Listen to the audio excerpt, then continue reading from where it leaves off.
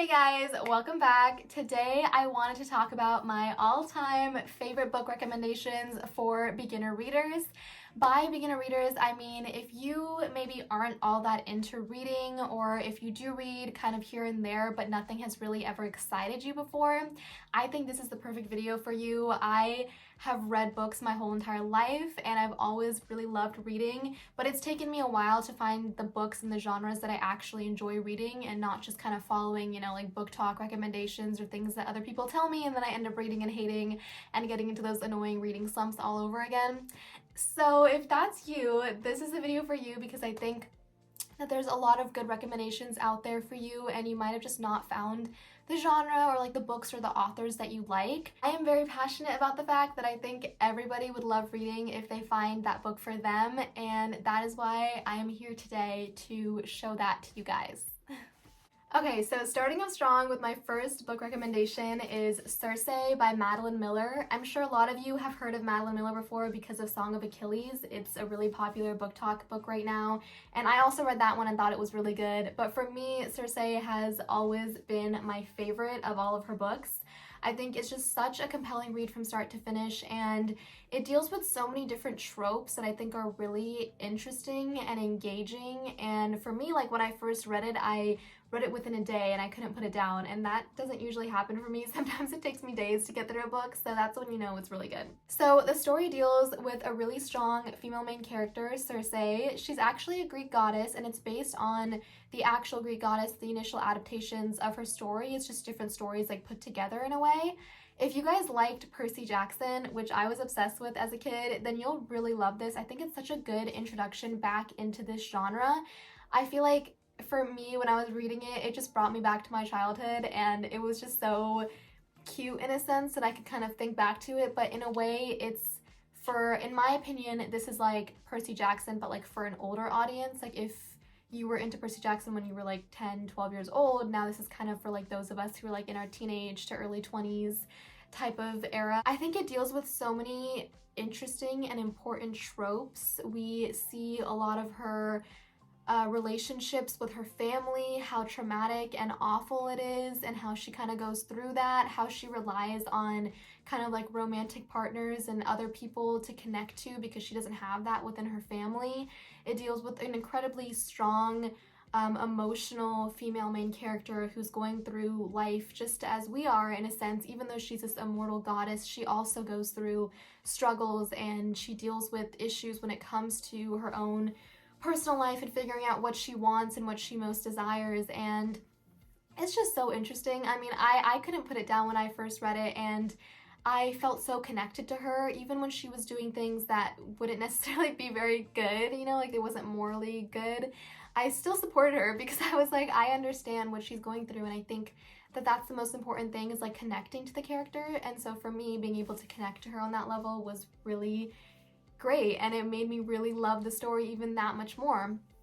It does have romance in it if you guys like that. It has just so many different aspects to it, and I think if you are trying to get back into reading and you want to start off with a good, compelling book that's easy to follow, it's not very complicated in writing it whatsoever, but it's also an amazing storyline and plot, then I think this is a really good first book for you.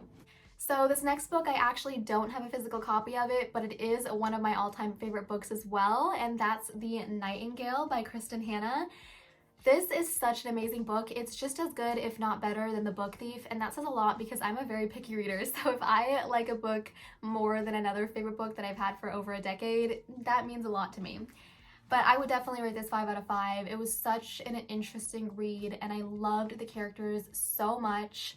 It was just so entertaining from start to finish, and you're so invested in the characters' lives and what's happening with them and just all the events unfolding around them. The story is basically about these two sisters, Vion and Isabel, and we see that their mother died when they were really young, and their father basically abandoned them because he didn't really know how to deal with the grief of losing his wife and then also taking care of his daughters. And Vion, being 10 years older than Isabel, and she was 14 and Isabel was 4 at the time, she didn't really also know how to deal with the grief, and so she kind of in a sense abandons her younger sister, and she feels that guilt throughout her whole life, where she wishes that she reached out more to her sister, but she just didn't really know how. And so then we see a time skip to when they're older, and Isabel's about 18 and Vion's 10 years older, and she's now has a kid and she's married, and Isabel is this rebellious teenage girl who's pretty much alone in her life and still figuring out everything. And then this is also when the war starts to come about and we start to see them dealing with it. They're living in France, and so we're seeing the events unfolding within France when Germany was kind of going to occupy France. We do see kind of the perspective shift back and forth between these two sisters. Normally I'm actually kind of a hater of multiple point of views. I just don't really like it that much, and I feel like you can't follow the story of one character and stay connected to them when it keeps going back and forth. But in this case, I actually did really like it, and I thought it was cool because not only are you seeing their stories, their own individual perspectives, but then the story aligns and you see them when they finally meet and then what happens when they're together. And I just think that's so interesting and that's so cool to see. So it's a lot that goes on, and there's obviously a lot of grief and trauma and death that happens. So it is, there's a lot of like harsh themes and I think a lot of dark themes. So if you're not a fan of that, then I wouldn't fully recommend.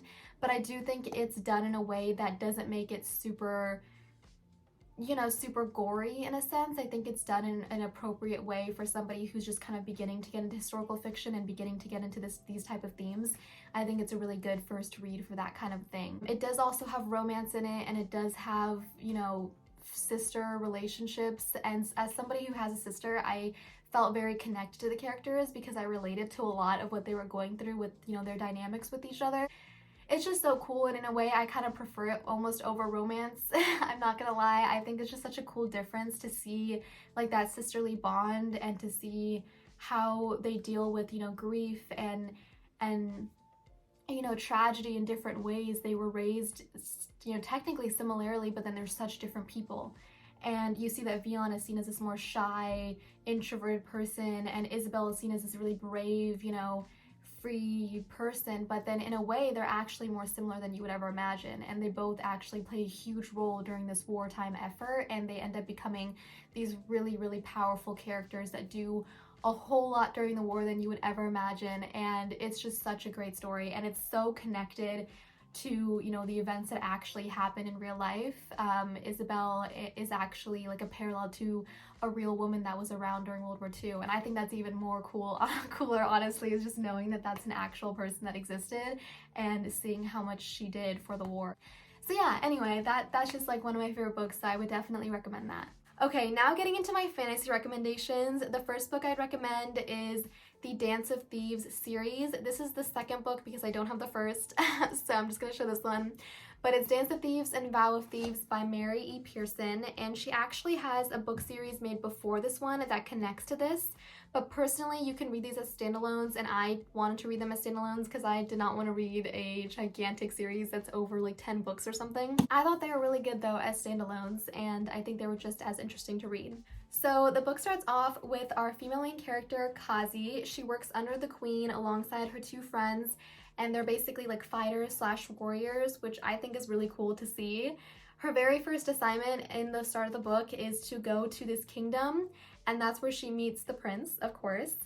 The first introduction between them though, I think it's really funny because she doesn't realize that he is the prince. She just thinks he's some random dude, and so she ends up physically hurting him. And obviously he ends up hating her because of this, and so it jumpstarts this whole enemies to lovers arc. They end up getting kidnapped, and so now we're seeing the both of them having to work together to escape and then find their way back home. I love this type of book series when it kind of pushes the characters together and forces them to interact, but they hate each other, and then also deals with the fact that they both have their own personal agendas, they're both dealing with their own stuff, and they're both kind of coming to realize that they are very different from how they initially perceived one another, and they actually come to respect one another as time goes on. I will say that although I did mention this as enemies to lovers, it's not fully that. I think it's more like friends, because I do think that they end up kind of liking each other pretty early on, since they are in such close quarters and have to be forced to work together. They're literally chained together by their feet. So it's kind of like really hard to hate each other in that circumstance. But I think it's really cute. It was one of those books that I read and I just thought it was really sweet, and I thought it was such a cute storyline between the two. It deals with a really strong, healthy connection that they have, a very strong just like friendship and romance. And I love Jace, the main character that's the romantic lead, because he's just really sweet and he's very caring and he's very loving towards his family, and it's just nice to see. It's refreshing, honestly, because I'm sometimes a little bit annoyed by the same storyline of the dude being just this awful, incredibly hateful person, and we just end up somehow loving him in the end anyway. And yeah, so I think if you're trying to look into getting to romance and fantasy, this is a really good place to start. I feel like the writing is really easy to read and easy to follow, and it's also really cool world building and really interesting plot lines when it deals with romance and following your families and kingdoms and princes and just all this different stuff. And so yeah, if you like that stuff, then this is the book for you. Okay, the last fantasy book that I really want to recommend is The Poppy War by R.F. Kuang. I actually posted this on my Instagram and I compared it to The Fourth Wing, and I had a lot of people who weren't happy about it. But the reason that I compared it is me basically saying that this is drastically different from The Fourth Wing. Like, it's not anything like it. And when I went into it, I totally thought it was, because both of them were book talk recommendations, and I was like, I have no clue what to expect when I came into it. It deals with this main female character, Rin, and the stakes are super high from the beginning. She basically has to test into this really prestigious academy, or else she's going to be married off with this old ugly man. And obviously, because she doesn't want her fate decided for her, she decides all of a sudden that she's going to go from living in this poor village and working as a shopkeeper girl to now training for this incredibly high exam that people have been training for all their lives, and she's going to do it in basically a couple years. I no spoilers here, but it is stated on like page 20 basically that she does get in, and then the events that unfold after that are pretty insane. Her going to this prestigious academy, it deals with a lot of heavy topics. It deals with racism, for example, and elitism, because she's kind of coming from this way different world than everyone else around her, and she's having to suffer through like physical and verbal abuse from her peers and just everyone around her, but she pushes through, and she's an incredibly resilient, brave character. So you know, there's just so much about it that I love, and I think that if you're really trying to get into something like this, I would 1000% recommend this book. And I haven't even finished the series yet. It's a 3-part series, so I don't know how this is gonna end, but I'm already really hooked. So it is a lot though, just because the story itself is really gory, it's really dark and depressing, and it is very much fantasy, and there's a lot of fantastical elements. For example, they talk about like gods and shamans, and she has like these powers that she has through the gods. So there's things like that which obviously border on like fantasy type of concepts, but at the same time it also deals with war and death and, you know, casualties in war, and it's super gory, and it's also based on real life events that actually occurred in China, but it's in this like fantasy world, you know. It's not directly stating that that's what it is, but it's pretty obvious what it's pertaining to. So that's why I would say it is, that's my cat, that's why I would say it is pretty dark and it is pretty gory, and so I would prepare yourself for that. But the reason that I really want to recommend it and keep it on this list is because if you're looking for something that's true fantasy, like it's not really romance, it's basically purely fantasy, I would recommend this 100%. I think that this was one of my favorite books I've read recently, and I was like traumatized after I read it, honestly. Like, it took me a few days to recover. I just kept thinking about it over and over again.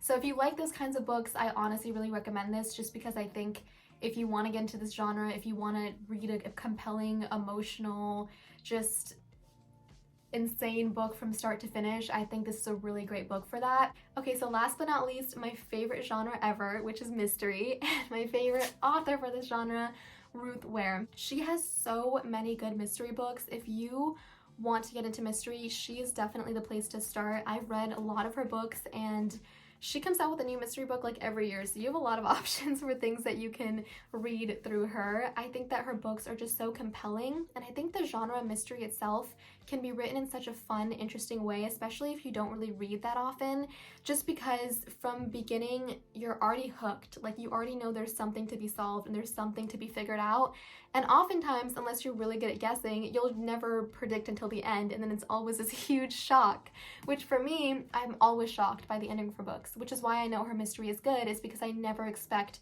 what's going to happen by the end. It's always some person that I least expect, or some situation that I didn't even think was possible. So her books are 100% a huge recommendation for beginners to the mystery genre who want to get into that. I also think that a main thing for me with her books is that they don't deal with fantastical elements, meaning that there's no such thing as like random like magic happening or things of that nature so far from what I've read. And I personally like that because when everything goes, I feel like that kind of defeats the purpose of the mystery, you know? Like if we randomly figure out that like, oh, it was like a dream the whole time, or it was a ghost, or it was like magic that happened, then it's like, well, okay, then that's not really a full-on mystery versus it being something set in real life that actually happened that we just never would have guessed. It's kind of like solving like a crime story that happens, you know, like if you watch like 60 Minutes or something, it's kind of like that vibe, but in a book. And that's what I prefer. I like when I can like kind of figure it out and try and solve it as the book goes. So anyway, this is definitely a #1 recommendation for me if you're trying to get into the mystery genre, and these are two of my favorites of hers, The Woman in Cabin 10 and then The Turn of the Key. Okay, so those are all of my book recommendations for today. I hope you guys enjoyed watching, and I also hope you give some of them a chance. If you are a beginner reader, or even if you're like an avid reader and you just want to watch this, you should still honestly consider reading some of them because I think that they are all amazing books, and I would recommend them to anybody if I had the chance to, just because they're so compelling, they're so entertaining, and they're all just so great for each genre that you want to get into. I'll be making a part 2 shortly with further book recommendations. I have so many that I want to share, so I need to make a part 2 to share all of them. But otherwise, I hope you guys enjoyed this video, and I'll see you all soon.